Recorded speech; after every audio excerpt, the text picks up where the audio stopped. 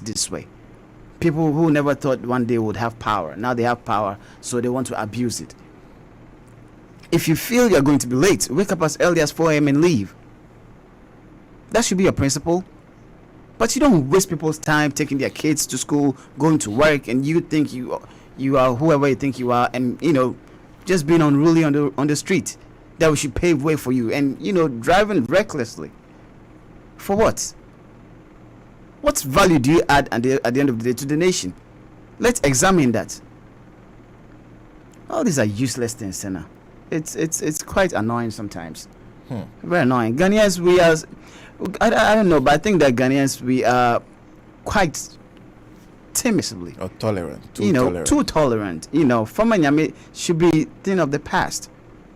Thing of the past. People must be accountable. People must respect people for who they are. It is not what you think you have in your account or the car you are driving. We are all humans. We are all Ghanaians. We made you who you are. We pay the taxes. We feed you and your family for the work that is expected of you to be done. So you don't take that opportunity and lord over the people. That's gross disrespect. This is not democracy. No, it's like the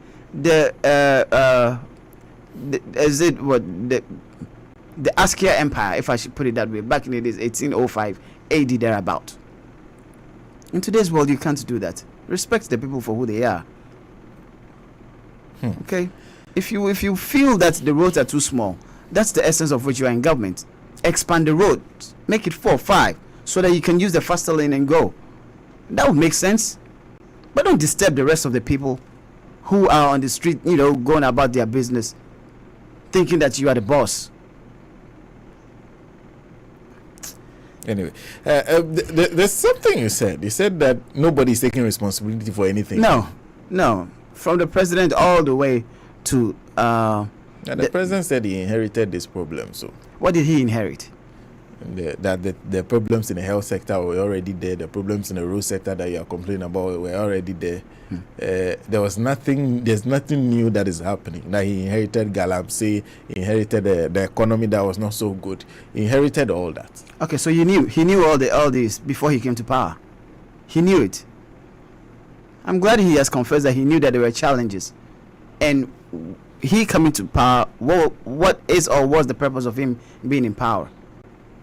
To come and lament and complain, or to equally, pardon me. No worry. So I don't even know how this phone works. Sorry. No worry. Go ahead.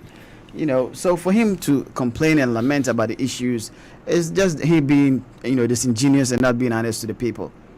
Whenever I hear issues of Galamsey, it gets me highly, upset, because it tells that the president is very dishonest. He's very, very dishonest. As if we don't know what is going on. And that's the problem that we have, Senna. Look, this Galamsey business is going on at the various municipal and district assemblies. True or false? Yeah. Okay. It's not something that you go and hide somewhere and you do it in the dark. A petty thievery type of thing. You go with huge machines, broad daylight, and you start drilling or excavating whatever. Who is in charge of these municipal assemblies? The MCs, the DCs. Thank you. Yes. Yeah. So right in front of their noses, they see it happening. Right, they are excavating the noise. And who is the head of security at these various municipal and district? It's the same. It's the same DC, of course. Yeah. Of course. And then you have the police there. You have the military, you have BNI, you have all state security. Exactly. So if the president is acting as if he doesn't know, and they pretend and bring some people all the way from the armed forces at the highest level to move down there, basically what it means is that they are not respecting the president for who he is. Because if the MC that was appointed by the president is not listening to the president, who says that I abhor Galamsey and therefore ensure that it doesn't happen, and these people say to hell with you, and it's still ongoing to a point that the president will have to task another task force to come all the way down there and get a job done, then it means that there's a disconnect somewhere. Either they don't respect the president, or the president has lost it. That's what it means. Because the municipal chief executive should be held responsible, and the chiefs as well. But here you are, it's the chief that even lobbied for you to become the MCE. So you're already compromised. So the chief gives out the land for that purpose, and the MCE sees it, and he's also quiet. Because after whoever that got whatever it is, they'll see the MCE as well to notify him that we are doing this on the other side. So it's a compromised situation, and the president is aware of it. The president is aware of it. So all these burning of excavators, they are all shambolic. Delve deep and you'd realize that technically the president is, it's not on top of issues. He's just being disingenuous to the people of Ghana. The MCE knows about it. The police is aware of it. The regional ministers are aware of it. And the security apparatus, they are all aware of it. But who cares? You're saying that it is not possible for the claim to be made that all these people on the ground are not part of the problem. Yes, they are part and parcel of the problem. If an MCE sits down for Galamsey to be going on, then that man has to be fired. As long as it's illegal, that person must be fired. Especially not just once, twice, thrice, but a routine. And he sits down there and the president says that, you know what, you just sit down there, I'll get somebody else to come and do the job. Then what's the point in you appointing someone who can't get a job done? What's the point? So that you understand why when we say that this government is a joke, it is for real a joke. No serious system would, have room for such irresponsible behavior. And that's the reason why we are not making progress. The mindset of people in government today is so sickening. It is very sickening. You can't do anything with these people. That's why they don't want to account for anything. That's the purpose. Who is responsible for this? Then you see, the sad part of it is that people that you think that they are supposed to be technocrats, they are supposed to know better, that they would want to hold their integrity at all times, jump on the radio and they start defending the indefensible. And you ask yourself that, well, did the politicians push these people to come on air and start talking this way? Because if you, for example, what happened at the ambulance situation with the cement, using state ambulance to go and carry cement, and then the boss jumps on air and starts defending it, that this is not part of our fleet of cars. It is not. It has not been given to his department, but it has a GV number in there on the car. It has a GV number on the car. So you pushing it to Sege, and then the Sege MC or DC user comes and says, no, this is not part of and that car is still here. So then you ask yourself, what's going on within the state? What's going on? Who is responsible for what? And this is the face. And this is the face of government today. No one knows what's going on. Indiscipline everywhere. Thugs running around as national security, throwing their weight about. Roads terrible. Senna, the sad part is we have more years to go. That's the sad part. We have more years to go. What we see today usually would happen when a new administration takes over and would say that, they've inherited certain, but it looks more like the current. You don't say continuity. You don't say, no. To come with that. No, this doesn't look like there's a continuity anywhere. Like they've truncated what happened the first time. They're starting all over. They are starting all over, all acting ignorant. Like, oh, this is our first time. This is our first time. So clearly, this 8-year run, like I keep saying, we can't put Akufo-Addo's era in Ghana's resume. We can't do that because it's just a waste of time. It's just a waste of time. If you put Akufo-Addo's 8-year in Ghana's resume, that'll be a big dip for us. What do we have to show for it? What do we have to show for? Nothing. All we can say is that Ghana was on a recess for 8 years. That's all. You can explain it. We went on a recess for 8 years. Ghana and has been. Of course, we are on a recess.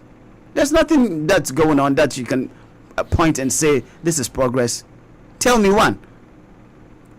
Give me one iconic project that you can say that this is something that we can hold on to and hope for tomorrow. One. Something unique, something new, something we've not seen before. Free SHS. One district, one factory. But of course, those are... I know sometimes, you have a high sense of humor. I know you do have that high sense of humor. What would you call major projects of the government which they feel are key to maybe transforming the structure of the country? You are saying that's humorous? No, I mean, free SHS Center, it's just one of those, like I keep saying, it's a very fantastic policy. But with a beer bar implementation, no. Beer bar? Of course, it's a beer bar implementation. You call the free SHS implementation beer bar? Yes, it's a beer bar implementation. How? It doesn't make sense. It doesn't make sense. It doesn't make sense. Free SHS policy, fantastic, first class, accepted, no two ways. Implementation wise, it's a beer bar. It's like a group of people sat down in a beer bar. As the drinking was going on, they picked the pen and paper. We'll pass left, we'll pass right, as so and so and so, and that's about it. Because if you decide to go into the nitty-gritties of it, you'd realize that free SHS has been a financial loss to the state. That's what it is. It has been a financial loss to the state because the implementation has been a disaster. You cannot tell me any successful story with free SHS. You can't. What you came to inherit and where we are now, have we made progress or we moved backwards? That should be the yardstick. Okay, and when it comes to education center, we have to look at it for what it is. Okay, education is a need for a country in every society because it's a value addition. It's knowledge. Even the Bible says, lack of knowledge, my people perish. When you don't have knowledge, it breeds ignorance, right? And what it basically means that the people that are supposed to grow the country would not have the requisite skill to bring progress to the nation. The human capital, they have to be well equipped with the skills needed to be able to add value to the nation. So you would want to ask yourself that, okay, if I want to implement free SHS, it should be born out of certain fact that in the next 5 years or in the next 10 years, we may need 500 neurosurgeons, we may need 3,000 architects, we may need 6,000 engineers, we may need 4,000 mathematicians, we may need certain skills to be able to meet the demands of our country. Do you get what I'm trying to say? Now, when you establish this data and then you ask yourself, how do I make this possible? You do two things: quantitative analysis and qualitative analysis, and you put them together to be able to make that decision that will make sense for management to go ahead with the implementation. If you take Greater Accra, how many pupils do we have, all with history for the past 8-10 years, have been enrolling in this, been going to this SHS? And what has been the success story and what has been the challenges? If I open this thing up and I say it is free, how many pupils am I able to absorb at this particular moment? And do we have the structures to be able to absorb these people and give them the training that we hope that in the next 5-10 years they will come out the way we are looking to add value to the nation? So when you do the analysis and you realize that we will need more classroom blocks, we will need more ICT labs, we will need more teachers, etc., then you move in that without these things, without any of these things, would it affect the quality of education? If the stakeholder says yes, it means pause, or else you're just going to throw money out there and you're not going to get anything out of it. That's what it means.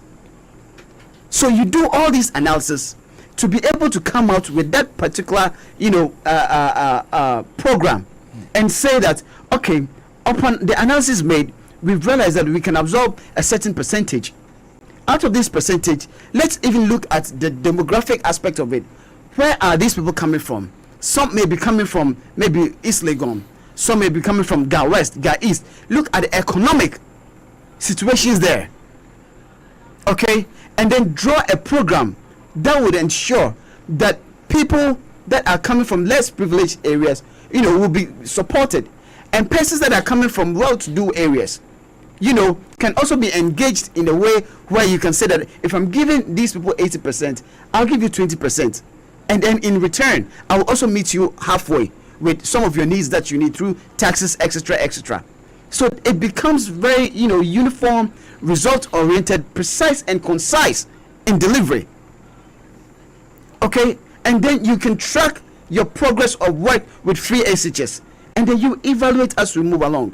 But just, whisking people through a system, free SHS, so everybody should pass through. It's not the passing through, it's the impact that we're looking for. Ask President Akufo-Addo the number of peoples that he's put out there. What is he expecting to come out of them at the end of the day? How many engineers is he expecting per his strategy? How many lawyers? How many doctors? How many pilots? How many physicians? President Akufo-Addo should give us all the statistics of which that there will be a need for tomorrow, and the basis of which he pushed all these students through. And let's see the conditions that he provided for these kids. Let's see the conditions and marry the two and see if this is value for money, if it was implemented rightly or wrongly. Like I said, a beer-bar approach. And that's what it appears to be the case. Now you have parents crying that we would prefer a fee-paying system to a free SHS that is not providing the quality of education that their wards need. And they are spending triple and quadruple at most instances just to get them the basics. Why? Like the Ghana man will say, did we go or did we come? We had consistency. We said, let this be progressive. If it was that easy, it would have been done immediately if FQ came to being.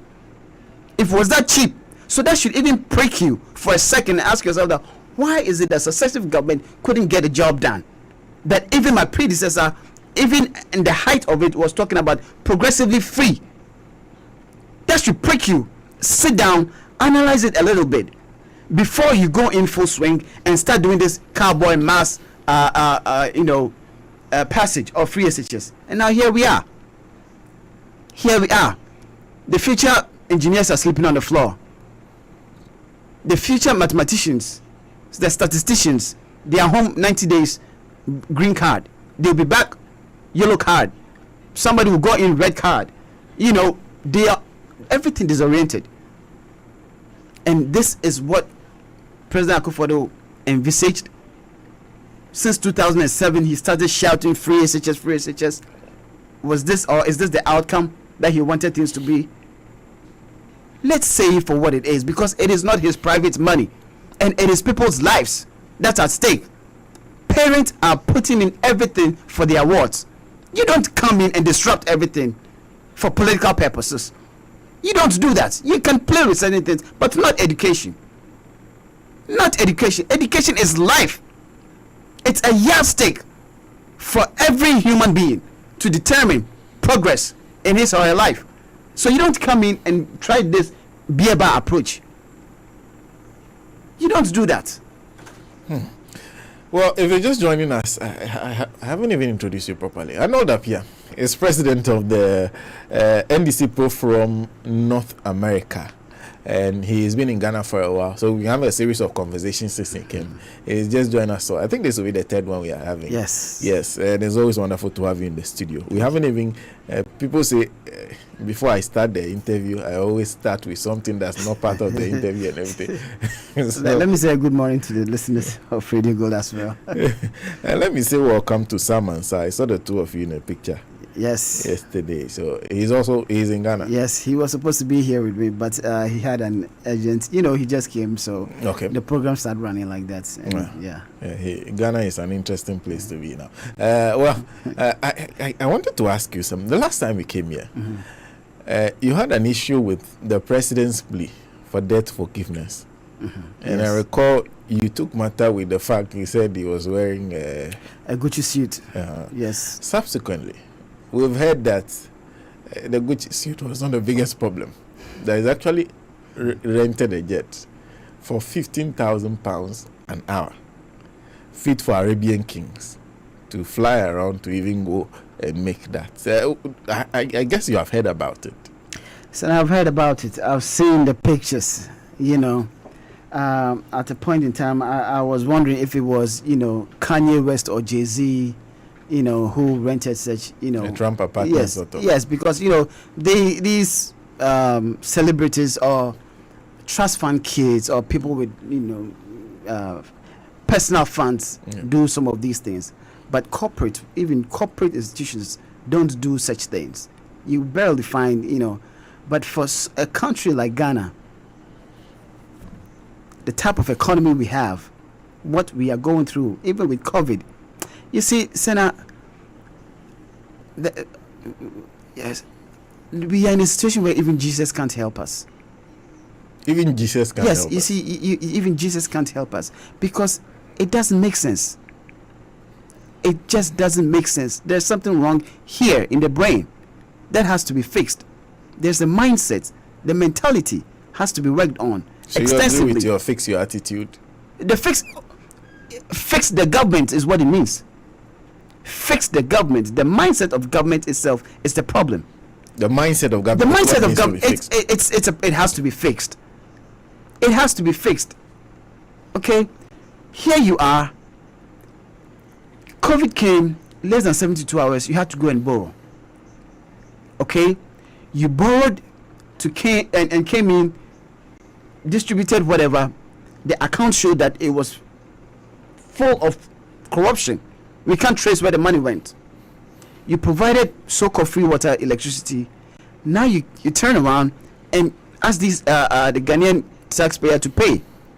People are screaming. Unemployment at its highest level. Unemployment, insecurity all over the place. You don't even have money to pay for the basics as a government. And then you find money to rent a first-class luxurious plane, sit in with your cronies, tour around the world as if you own the world, as if you've achieved something that you deserve to be in that plane, and then go out there just to go and tell the president, your son, if not your grandkid, that please forgive me of my debt. What do you think this young man will look at you and say in his head? Whatever that he would say in his head, it will not just be about you, but it will also be about us as well. Then look at look at these people, quote and unquote, third world. They are struggling. He came to beg for forgiveness. We don't even have this plane here. I don't even use this plane. How do I forgive him of his debt? What is he trying to tell us? Do you get what I'm trying to say? They'll put two and two together and look at this old man, our president, and just write him off. But for me, it's more than disappointment. It is more than disappointment. This administration, and for some reason, in every administration, you would have one or two people who would reason to a certain degree that would say that this is enough. Unfortunately, this administration, they have none. They are all the same. From Alan Chiramantin to Bawumia to the energy minister, what's his name? Napo and all of, they are all the same. They are all the same. They feel entitled. They feel that yes, we may come out of filth, but I do not want to represent as someone who is filthy. But you're filthy. That's what it means. You represent a filth, it means you're filthy. Riding in an Arabian plane up in the air doesn't make you different from the man on the street. It doesn't. It doesn't. At the end of the day, your color is the same. You're from the same country. It's not even your personal resources. The last time I checked, the president had to sell his father's buildings to pay off his campaign. At that time, he was not riding in that, plane. You come in, you look at the type of economy, the economic situation of Ghana right now, and you think that the best and the prudent way to use Ghana's resources is to rent this luxurious plane and fly over the world, 15,000 euros or pounds an hour. Sweet Jesus, Senna. How can you be that insensitive? How can you be that insensitive? Unfortunately, we have to deal with this for the next 3 more years or 4 years. That's the most unfortunate aspect, Senna. But we should be careful that all these things, the ramifications will be coming out very soon. The intolerance on the streets will come out very soon. You will see it. It will manifest in various shape or forms. It will affect the mental capacity of Ghanaians, and those who cannot handle it will find a better way. And we will all feel it. The president might think that he is secured. He's not. No one is secured. You don't put people in such situation and think that they'll be there forever. No. They would react at some point in time. So we have to be careful of that aspect as well. We have to be careful. And it's already coming up. The wise ones are doing it in a very smart way, saying that what? On social media, hashtag fix the country, so on and so forth. Not everyone is going to go with the hashtag fix the country. Someone will also write in his brain, I need to fix my daily bread. And that's where the problem will start coming from. Fix my daily bread. And that's where the problem is going to come from. And wherever that person would have to get a daily bread, he would have to do that. And you'd realize that immediately he says that, another person will say, I'm in the same boat with you. Same boat with you. Okay, let's form an alliance and go and look for our daily bread. And that's where you realize that we are all not safe. As a result of leadership's inability to provide the basic needs for the people. No opportunities whatsoever. No opportunities whatsoever. Look at our economy. We grew at 0.1%. The output is you flying in a first class jet, 15,000 pounds an hour. How do you reconcile this? How do you reconcile this? Someone born in where does the president come from? Achim. Yeah, Chebi. Chebi. Someone born in Chebi. Go and look at Chebi. The living conditions of people in Chebi. Go and look at the living conditions of the people in Chebi. Go to the rural part of Chebi, where he was born, the president was born, and see if the president deserved to be in that jet, flying all over the place. It's sickening. It's very sickening. This must not be tolerated. This should be the very last time any sitting president will do such a thing. This should be the very last time. Successive government can't even do this. No. Irrespective. Wait, when you go into your private life, you can do whatever you want to do, but not with the public purse. You can't even buy vaccines for your people. You can't even do that. People are screaming they can't even pay their light bill. You see mothers with babies at their back with selling oranges. How much are they making at the end of the day?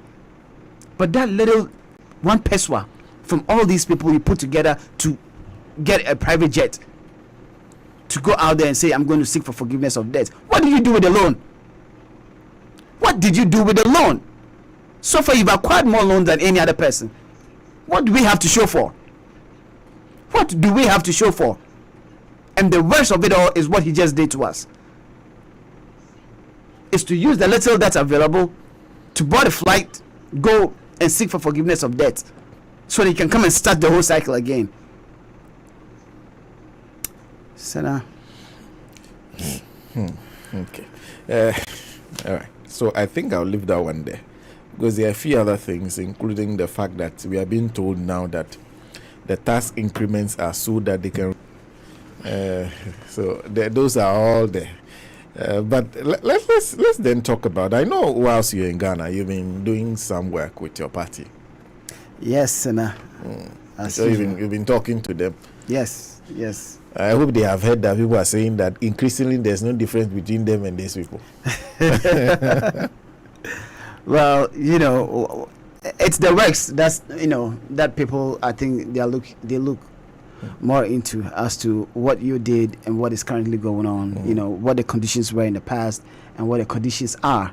And the type of leadership.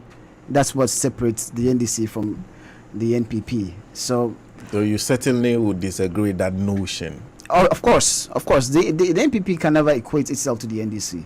We are not the same. We are never the same. We are all Ghanaians, and it ends there. Character. In character-wise, we are not the same. And in your approach. In our approach, we are not the same. The NDC is human-centered. and our policies, our programs, speaks for itself. The NPP, it's all about each one for himself, God for us all. Let us stamp on the weak. Let's take advantage of the weak. Let us lord over the weak. Let dictate for the future for the weak, who deserve to be part of us and who don't deserve to be part of us, as opposed to the NDC that says that we believe in equity, that all hands are not equal. Therefore, the state would have to come in and support the feeble in the society. So when we are building the hospitals, it is not just for those at the top who can only go to Nyahau Clinic and the rest of the top clinics. It is for the downtrodden as well to be able to walk to Ridge Hospital, see that beautiful facility, and equally get the same service that someone would have to go to Nyahau and get it at a lower cost. That's the essence of why we put the such hospitals. The roads, of course, if you look at the NPP, they are not expanding the road. What are they doing? Using sirens all over the place. But the NDC acknowledges that the truck driver, the mates, the trader would have to go and come back that fast, make some money to be able to feed his family and make some savings. Therefore, let's expand the road. Let's construct the road so that the ordinary person, the truck driver, even the cyclist, the motor rider can equally apply that road and go and transact business and come back. And that is the essence of which we expanded the road infrastructure for the people. Everything that we did is for the people. It is not for a selected few. Unlike the NPP, what are they doing? Contracting loans, engaging in some dubious contract deals, forming consortiums, and taking advantage of the weak because others might not be able to read and write. Others might not have that long hand to be able to see what's going on in there. They might not speak that big English and put on that Gucci suit. But so they continue to insist that in the end, the situation we are in, because one, they inherited a mess from you that's taking much longer to clean than they expected. You don't make such sweeping statements. 5 years in government. You think that statement is stupid? Oh, it's very stupid. It's stupid to say the least. It's stupid to say the least. You see, Senna, I'm on another platform, and I was telling some of our folks that President Mahama, God willing, 2024, he will take over. Right?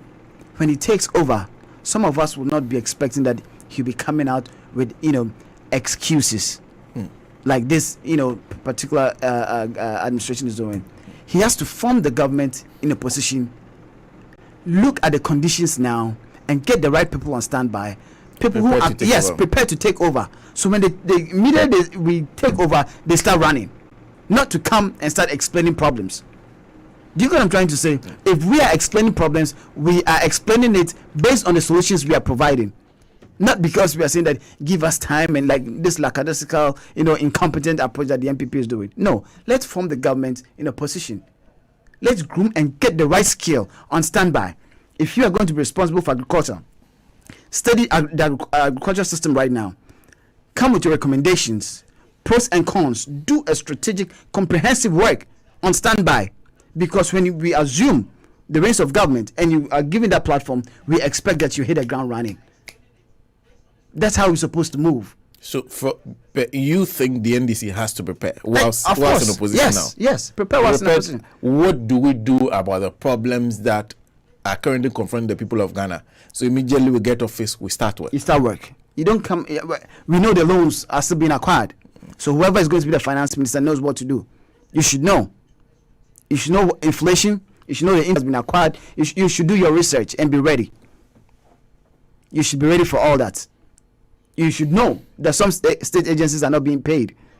You should know what it takes to do recruitment and what it comes with. Our health system. How do you intend to do things differently? You should come with an A-game program on standby. We can't wait no more. Those days are gone.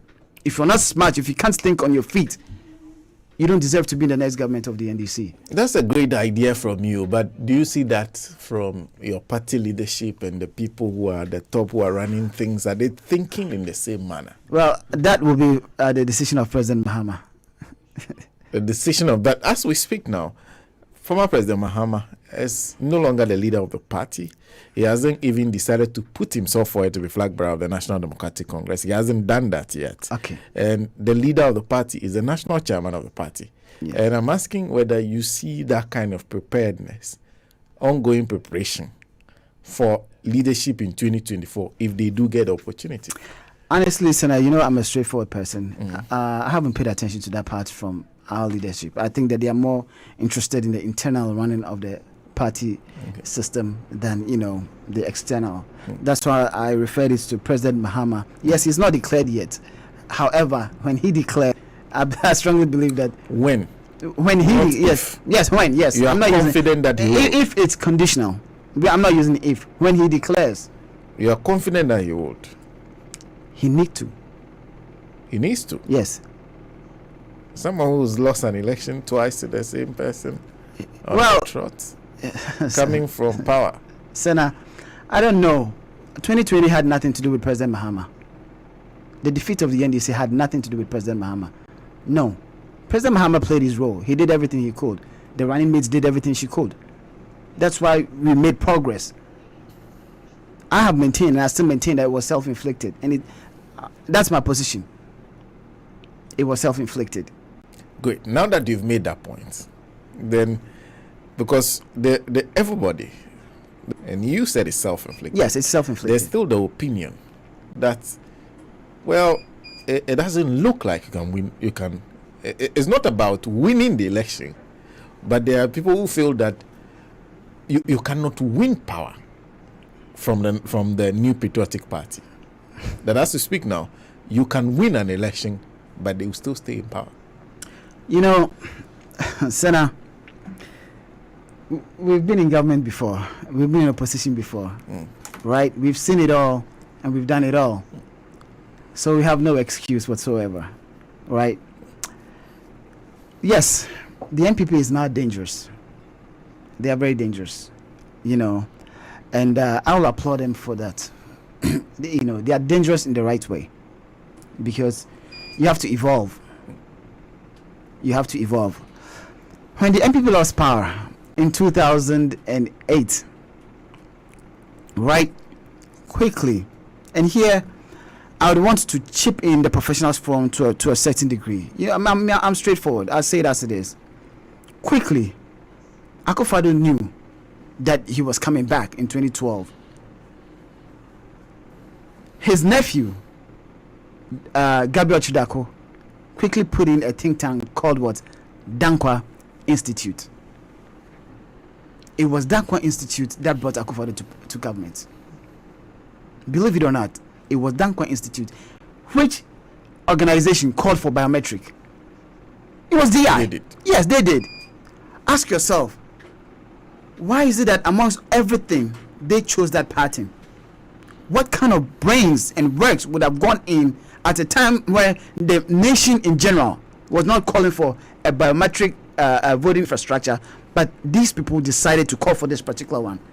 It means that these people have evolved. They moved from the opaque system all the way calling for a new way of doing things. So they put for all of us to start running to catch up with it. Right? They moved it in 2012. They lost it. They were still doing all the research, because you remember, they have maintained one position, that the NDC cannot have the votes that they keep having. Do you get what I'm trying to say? That has been their party, that it is not possible. You don't say that out of nothing. It means mischief. It's born out of mischief. So they cannot do things, in a sincere manner. But immediately they took over. You recall when Bawumia did that presentation, that voodoo, calling some Voltarians as Togolese, so on and so forth, on and on and on. Do you think that it was a fluke? It was a fluke in general. But you think that it was for nothing? They were still working behind the scenes. They were trying to understand the database. They were trying to get the statistics right. They were trying to know how this is going to work in the future. Do you know what I'm trying to say? So they had a think tank brain, not the party chairman or some secretary called John Boyd. No, these are people on the side. They had real brains behind the scenes, working and providing the solutions to them. And they were just running with it. And that is the reason why immediately the NPP took office in 2016. The first thing that they said was a National Identification Authority. That was the first thing that they said they paid attention to, just to make sure that they get the numbers and the statistics right. And they took out Charlotte Osei, You could say well coordinated. You can't do this when you don't sit down, analyze, think into the future. You have to get the basics right. And that's what I'm saying, they are more dangerous. Now, they don't need to do much. They just need to sit down and think smart. And that's it. That's the only thing that they have. They sit down and they think smart. And what the NDC will need to do is to begin today. 2020, when they saw that they were losing, they knew where exactly to go and block those holes. Upon all the various constituencies, the polling stations, over 38,000 of them, they knew where to go to block these holes. Why didn't they be able to do that? And they never got them wrong. They targeted it, they got it. They targeted it, and they got it. Do you get what I'm trying to say? So people are working behind the scenes in a very smart, scientific way. And that is what the NDC need to start paying attention to. Being a chairman, a secretary, organizer, whatever, doesn't make you the repository of knowledge. You can be whoever you are, but you're not an IT expert. You can be whoever you are, but you are not a financial expert. But that is where we are today. That is where we are today. So let's approach it for what it is. Our election system, Senator, I'll tell you.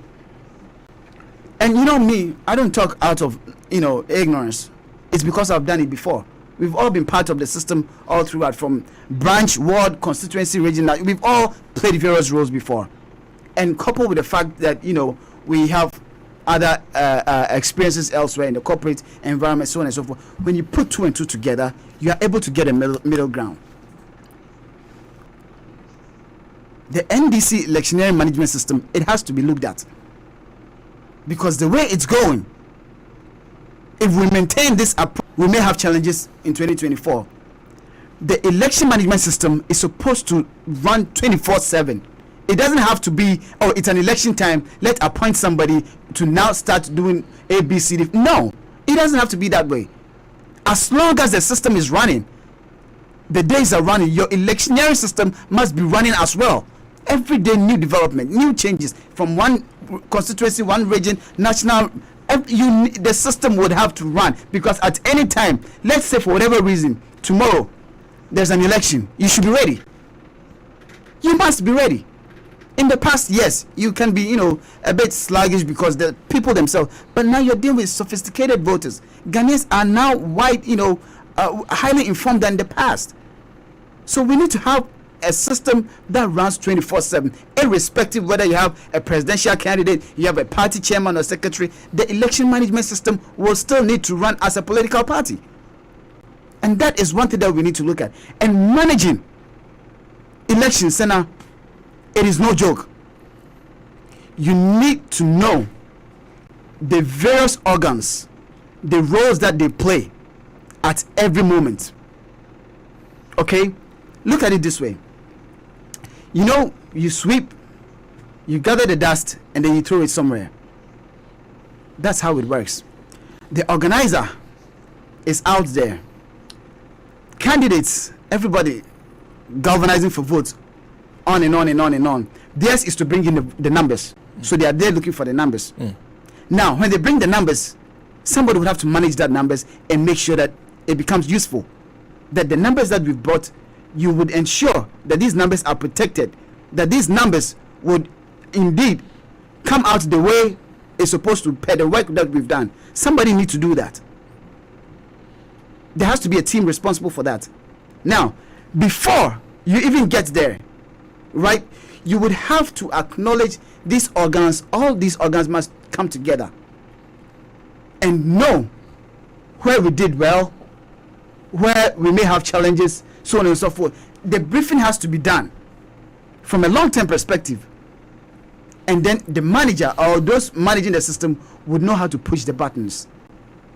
Do you get what I'm trying to say? But we have a system somewhere where it gets to a point that everybody feels that if you talk about A, it means that you're trying to take somebody's job.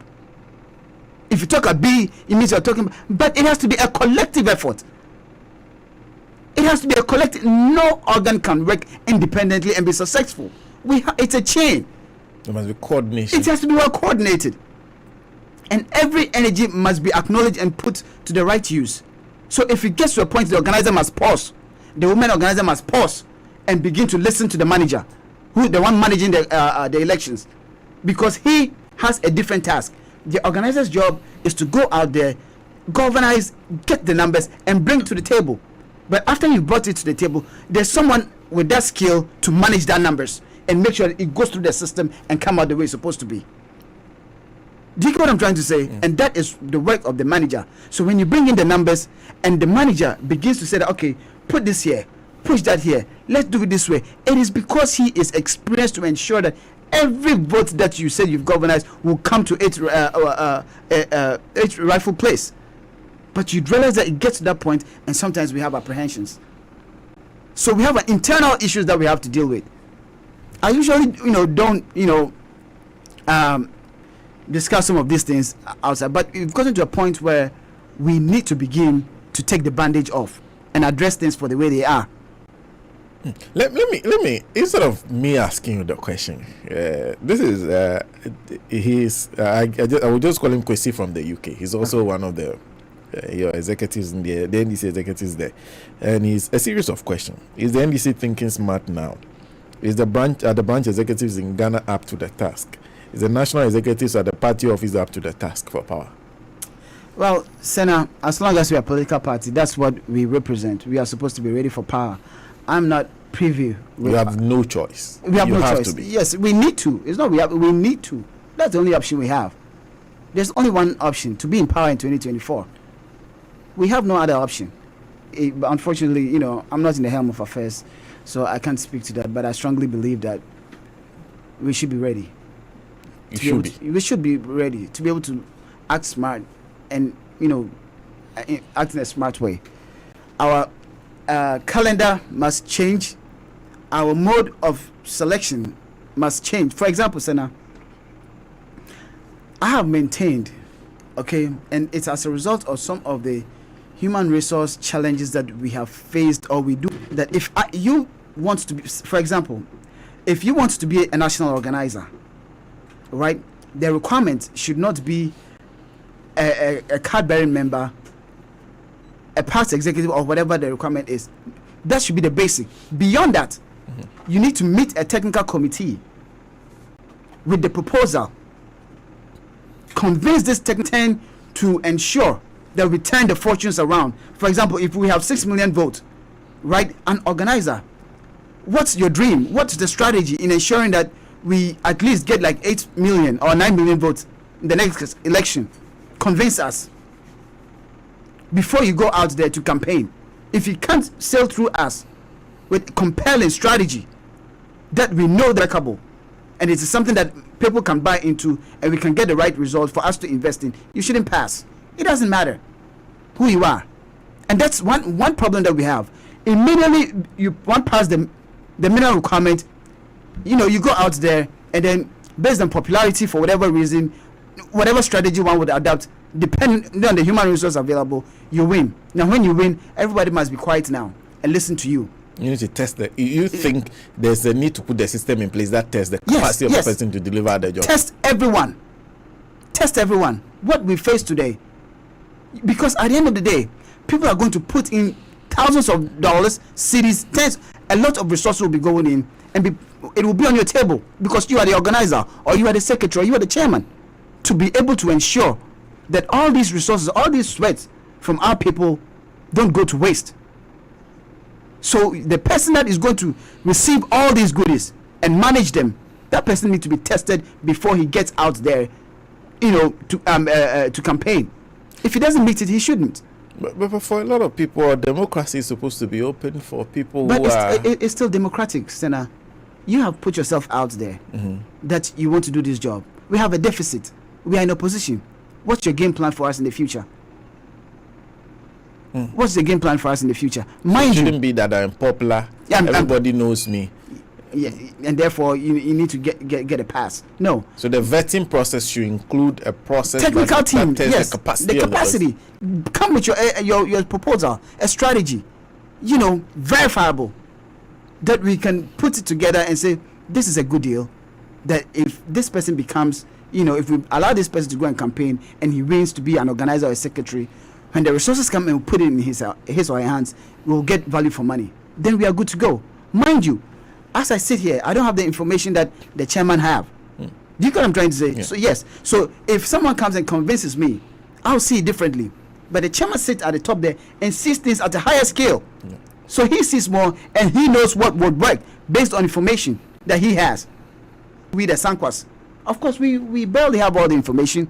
It's about, oh yeah, he is. We know, oh, he talks good on radio. Oh, he said X. Oh, he took this video. And then we vote for the person. Now here comes the reality check. You've won. What's next? Excuses. And when they are unable to deliver, and then the people start demanding for results, do you know what happens? Apprehension. Oh, this person is trying to take my job. He's trying to undermine me. No. We put you out there to get the job done primarily. We don't need anything else. And if the system is not running, we have to draw attention to it. Sit up. And all these insecurities that others feel, it's neither here nor there. That's why we are where we are. And these are the reasons why the NPP feels that they can roll, they can rock shoulders with the NDC. Ideally, no, not the NPP. Not the NPP. Look at the presidential candidates that they present all the time. And look at what we produce. Look at the type of human resource that we bring to the table. They don't match us in any way. The NPP can't match the NDC in any way, in any capacity. But it's interesting. They say they have the men. Well, you see, you can run your mouth all you want, but at the end of the day, you would have to deliver. It's the delivery, the output that determines whether you do have the men or you don't. If Free SHS tells you that you have the men, of course you do have the men. You have a certain type of men, a special type of men that should be dumped in the garbage. Can't use that brain. So analyze when they say they have the men. Men to do what? To acquire loans, to fly in first class planes, to throw their weight about, to get the Azugus and the people with guns. Yeah. We stand tall anytime, any day. We stand tall anytime, any day. When we produce President Rawlings, first class pilot, we provided a professor, we provided an expert in communication, first class. Everything we produce is first class. Let's see what we have on the other side. They can't even find their certificate to start with. And I'm not even bothered much about certificate. It's put. Well, if you're talking about aspects, our president has quite a reputation in the law fraternity.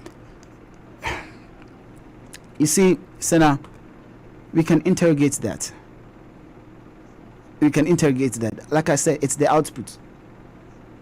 When you mention Chachi Tukata, the whole world will stand up for who he is. It's the output. The president has output when it comes to the law, the arena. Senna, you see, your ability, if you are placed in an advantageous position to put up an infrastructure to get some best guys to run a system and take credit for it. We know you are taking credit for something that's leadership and management. No, you can yes, but that is on a smaller scale. Stay there. But don't bring it to the fore at the high table where higher standards are and we demand higher results. You don't meet that requirement. You don't meet that requirement. You don't meet that requirement. And I can tell you, the judiciary of yesterday is not the same judiciary today. Today's judiciary, persons like Chachu are the only people who will survive for the long span of years. Those who have been through the mill for real and have really done the work, they are those that will survive and still remain relevant. Do you think the president can survive the current type of judicial system we have? Do you think he will survive? Even under Kufuor, you recall what happened? Him against Chachu Chikata. Nothing. He was flawed left, right, center. He was abused. So is this the man that we talking about that, astute? No, please. And it's the same hype they are giving to the current young attorney general. Oh, he's smart. But let's really interrogate. Is he really smart? Is he smart for real? Let's interrogate that. Hype